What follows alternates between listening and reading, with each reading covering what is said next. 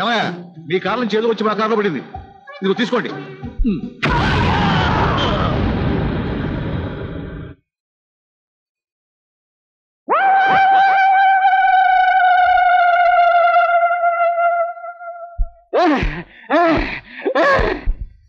నమస్కారం అండి అయ్యా.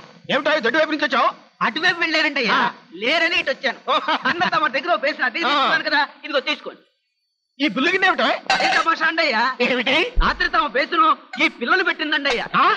పిల్లని పెట్టిందా? తల్లితో పాటు పిల్లను కూడా తమరు కప్పు చెప్పడం నా బాధ్యత కాబట్టి తీసుకొచ్చానండి అయ్యా. ఇదిగో తల్లి పేసును పిల్ల పేసును అది 20. ఏమిటి?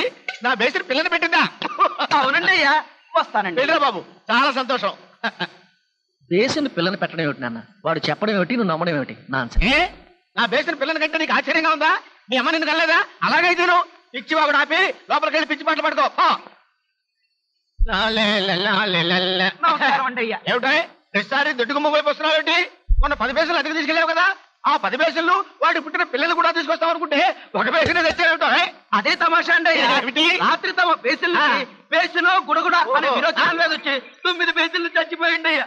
మిగిలిన 1 పేసులు తెచ్చాను, తీసుకోండి. ఏమిటో తెల్లతోలవా? ఈ కళ్ళకి నేను వెర్రి వెంగళపలా కనిపిస్తున్నానా? నా పేసులకి పేసును గుడగుడ అనే విరోచనాలు మీద వచ్చి 9 పేసులు చచ్చిపోయా. నిజమండి అయ్యా, మీ మీద చంపేస్తాను. పేసులు చచ్చిపోవడం ఏంట్రా? వాటికి ఏమైనా ప్రాణం ఉందా? ఇందులో తప్పే ఉంది నాన్న. కింద నెలలో బేసిన్కి పిల్ల పుట్టినప్పుడు అమ్మ నన్ను కన్నట్టే బేసిన్ కూడా పిల్లలకి అంది అని చెప్పావు. ఇప్పుడు అమ్మ చచ్చిపోయినట్లే బేసిన్ కూడా చచ్చిపోయావు. బాబును వెళ్ళొస్తానండి. వస్తానండి. నాన్న ఇది విను. ఎంతగా దాచిన నిధులైనా అనుభవించడానికే కదా వేసిన ముళ్ళను అవసరానికి విప్పకపోతే ఎలా, చెడు అగు పడితే చెవిలోనైనా చెప్పకపోతే ఎలా, విప్పుకు తిరిగే వంటిని కాస్త కప్పకపోతే ఎలా, చెడు అగు పడితే చెవిలోనైనా చెప్పకపోతే ఎలా. నువ్వు రాంపండు పింజారి కుంక ఈ వెధ ప్లాన్ నిదిట్రా? ఇటువంటి ప్లాన్ ఇంకా వేస్తాను రా. అవును రా, నిన్ను సర్వనాశనం చేస్తాను రా. హక్కు పక్షి ఏపరాసి ఎదవా.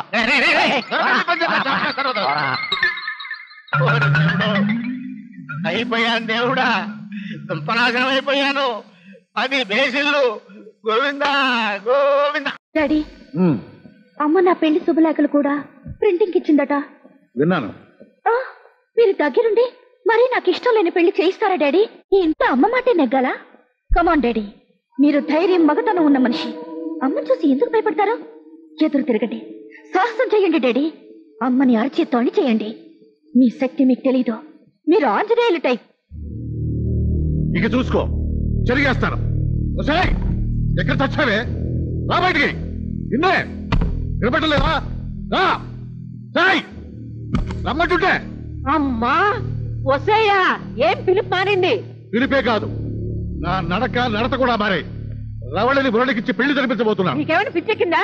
రవళి పెళ్లి దాసరథితో జరుగుతుంది. నో, మురళి రవళి మొగుడు కాదు, రవళి దాసరథి పెళ్ళాం.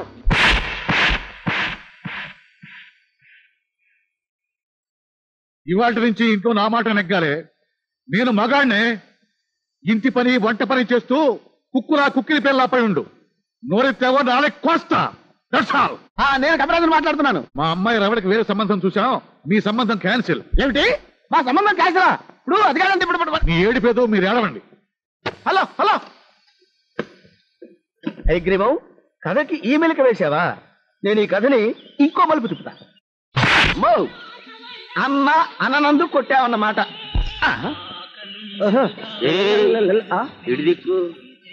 పైగా ఆ మధ్య నువ్వేదో 2 శవాల్ని గొయ్యి తీసి పాతి పెట్టావని, పోలీసులు వచ్చి చూస్తే అందులో శవం లేదని పేపర్లో చదివాను. అసలు ఈ గందరగోళం అంతా ఏమిటి తమ్ము?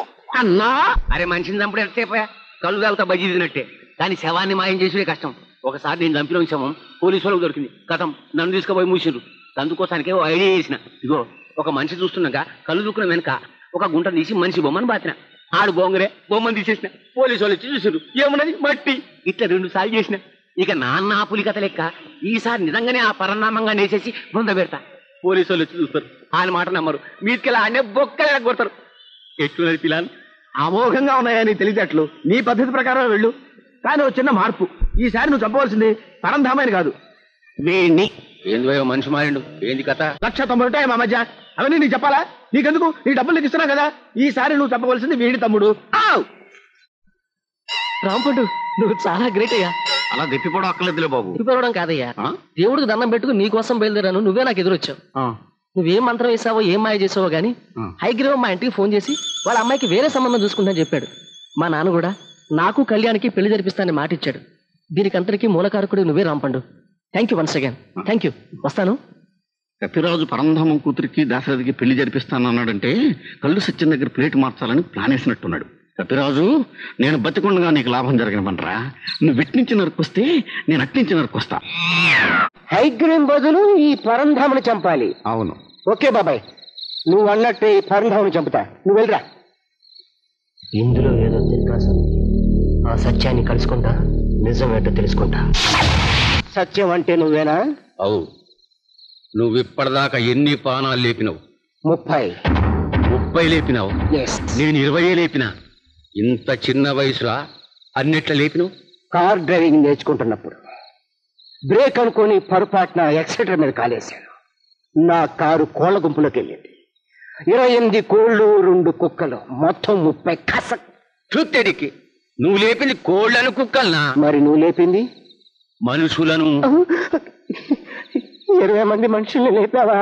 21వ వాడిని సకలం ముక్లం చేయనికి ఇయాలనే ముహూర్తం పెట్టినా. అన్నా, నేను కూడా మర్డర్ చేసి బోని కొట్టించుకోనుకుంటున్నా అన్నా. వాడి పేరు హైగ్రీవం. ఇంతలో రాంపండు అనమాట వచ్చి హైగ్రీవం కాదు పరంధాన్ని చంపమని ఫోటో మార్చాడన్నా. నాకు కూడా అట్లనే జరిగింది తమ్మి. ఆ రాంపండుగాడే నా తానికి వచ్చి మొదట పరంధామాన్ని చెయ్యి అన్నాడు. దీకయ్యి అన్న మరుసటి నాన్న దొరొచ్చి పరంధామాన్ని కాదు అయగ్రీవాన్ని చెయ్యని ఫోటో మార్చిండు.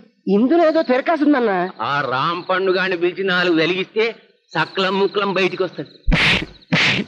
ఇలా 100 దెబ్బలు కొట్టినా నిజం చెప్పనండి అయ్యా, ఒళ్ళు వేడెక్కుతోంది. అచ్చా మీరు కొండ్రే, ఈ రాంపండు నేను విండుతా. ఇలా 1 దెబ్బ కొట్టినా నిజం చెప్తానండి అయ్యా, ఒళ్ళు చల్లబడింది.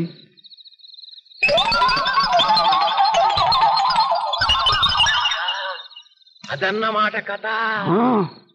పరంధామ హైగ్రీవంలో ఎవడు మిగిలితే వారికి 5 కోట్లు వస్తాయన్నమాట. ఒక పని చేద్దాం. చెప్పన్నా. మొదట అనుకున్నట్టే నువ్వు అయగ్రీవాన్ని లేపేయి, నేను పరంధామాన్ని లేపేస్తా. వాళ్ళ పెండ్లాం పిల్లల్ని బెదిరించి 5 కోట్లు గుంజుకుందాం, చిరి సగం సకలం ముక్లం చేసుకుందాం. హైగ్రీవం, నన్ను ఇక్కడికి వచ్చి కలవమన్నావని మీ డ్రైవర్ చెప్పింది. ఏమిటి విశేషం? నేను మా ఆవిడని కొట్టానయ్యా, నువ్వు ఆ పని చేయి. ఏంటది?